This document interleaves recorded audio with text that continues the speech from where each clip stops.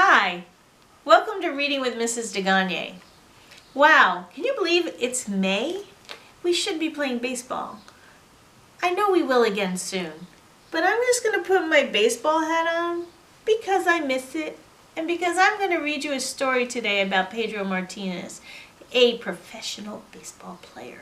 He's got a great story and I really want to share it with you. Okay, here we go. This is called Growing Up Pedro. It is by Matt Tavares. The Dominican Republic, 1981. One sunny day in the village of Manoguayabo, Pedro Martinez sits in the shade and watches the older boys play. He wants to play too, but his big brother Ramon says he is too little. The boys are using a hard ball, and Ramon says it's too dangerous. Pedro is mad, but he knows Ramon is just looking out for him. Ramon is always looking out for Pedro. Despite his anger, Pedro watches Ramon pitch. He is the greatest pitcher Pedro has ever seen. Pedro has 3 brothers and 2 sisters. Ramon, the oldest brother, is the baseball star of the family. Pedro wishes he were tall, like Ramon. He wishes he could throw hard, like Ramon. He spends hours out behind the little shack where they live, throwing rocks at the mango trees. He tries to hit only the ripe ones, just like Ramon taught him. Pedro loves playing baseball. He dreams that someday he and his brother will play together in the major leagues. At night they lie awake, two to a mattress, and talk about what they will do when they are millionaires.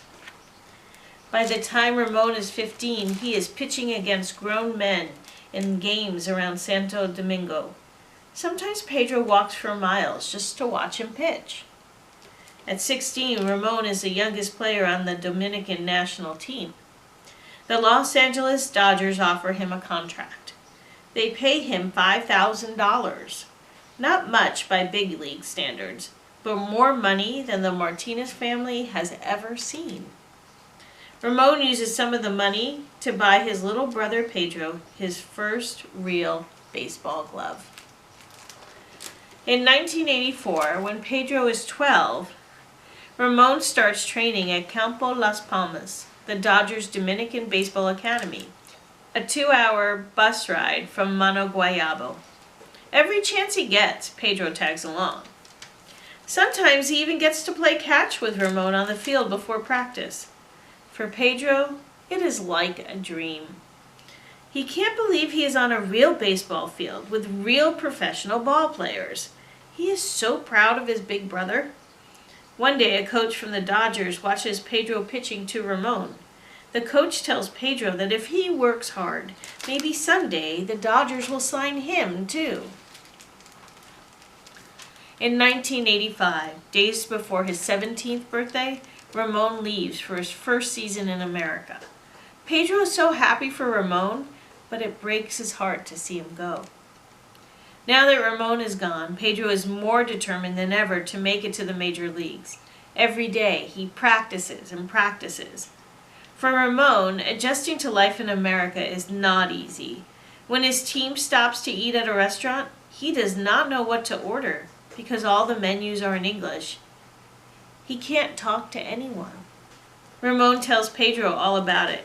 He wants to make sure that when it's Pedro's turn, his little brother is ready. Pedro keeps practicing, and he starts studying English every day. In 1988, when he is 16, Pedro is back at Campo Las Palmas. He is ready to try out for the Dodgers. Dozens of other boys are trying out too. Most of them are much bigger and stronger than Pedro. He works hard and does his best, but the Dodger scouts aren't sure. He is still so much smaller than Ramon. They worry that he just isn't big enough to make it in professional baseball. Finally, after a 30-day tryout, the Dodgers decide to give Pedro a chance. They pay him $6,500. He gives all the money to Ramon. In 1990, the Dodgers assigned Pedro to their minor league team in Great Falls, Montana. Pedro says goodbye to his family and leaves for America. By now, Ramon is a star in the big leagues, the ace of the Los Angeles Dodgers. In 1990, he wins 20 games and is the runner-up for the National Cy Young Award. Some of Pedro's teammates in the minors think Pedro is only there because he is the great Ramon Martinez's little brother. Pedro works hard to prove that he belongs. He keeps working on his English too. During long bus rides, he stares out the window and tries to read every road sign. He learns new words every day. Before long, he can do post-game interviews in English without an interpreter. Pedro races his way up through the Dodgers minor league system. Then, in September 1992, his dream comes true. For the first time in his life, Pedro gets to play on the same team as his big brother. Pedro and Ramon are in the major leagues together. Pedro is so small and skinny that when he arrives at Dodger Stadium, the security guard doesn't believe he is actually on the team. "Hey, who are you?" he asks. Pedro smiles. "I'm the bat boy," he says. The security guard isn't the only one who thinks Pedro is too small. The Dodgers manager, Tommy Lasorda, doesn't think Pedro is big enough to make it as a starting pitcher. So Pedro pitches out of the bullpen and quickly becomes one of the best relievers in the league. In the 1993 season, Pedro gets a call from the general manager of the Dodgers. He can't believe the news. He has been traded to the Montreal Expos. At first, Pedro is devastated.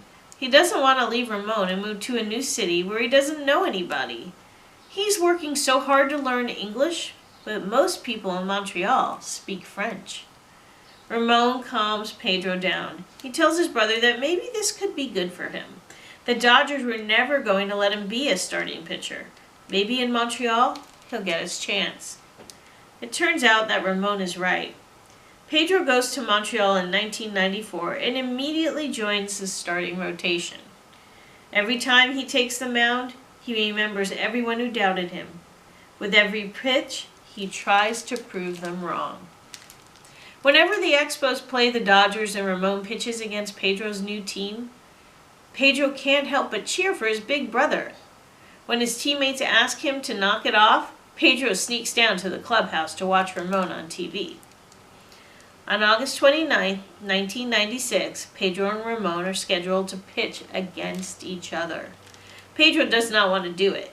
He never wants to root against Ramon. Ramon explains to Pedro that it's just something that they've got to do. Pedro and Ramon both pitch well. As Ramon takes the mound in the 9th inning, with the Dodgers leading 2-1, he sees Pedro in the Expos dugout.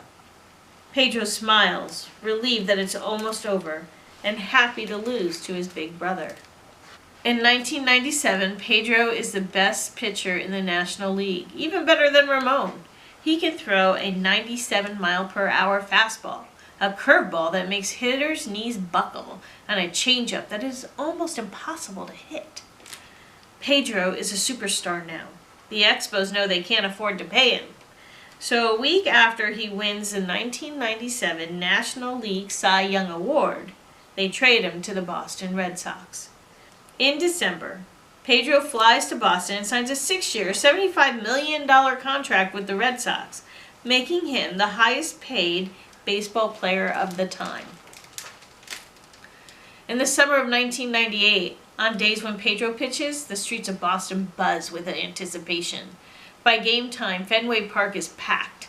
Fans wave Dominican flags and chant his name, Pedro, Pedro, Pedro. But 1998 is not a good year for Ramon.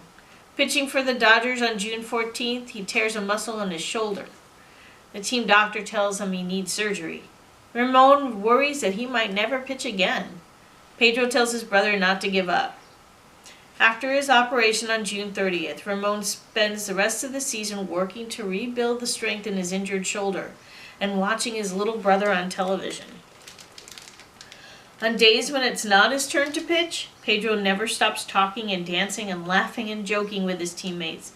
One night, to get him to settle down, his teammates tape him to a pole in the dugout. Pedro loves every minute of it. But when it is his turn to pitch, Pedro is very serious. All day he is quiet and focused. When he takes the mound, he imagines he is a lion fighting for food. In 1999, Pedro has one of the greatest seasons any pitcher has ever had. He wins 15 games before the All-Star break.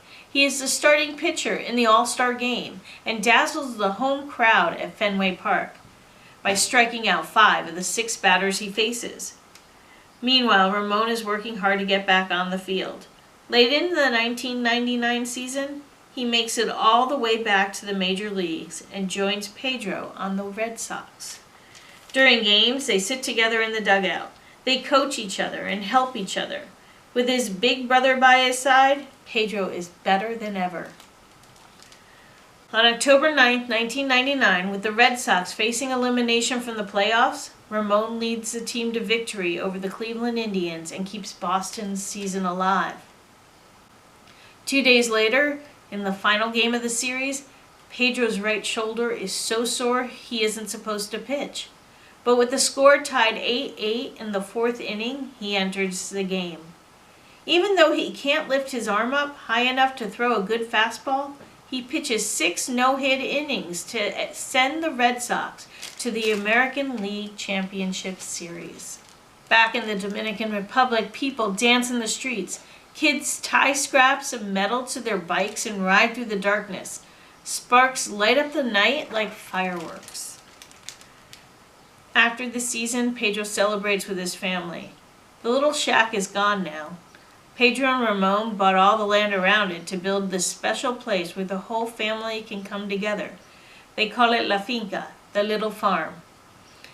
After dinner, Pedro and Ramon walk out back and throw rocks at the mango tree.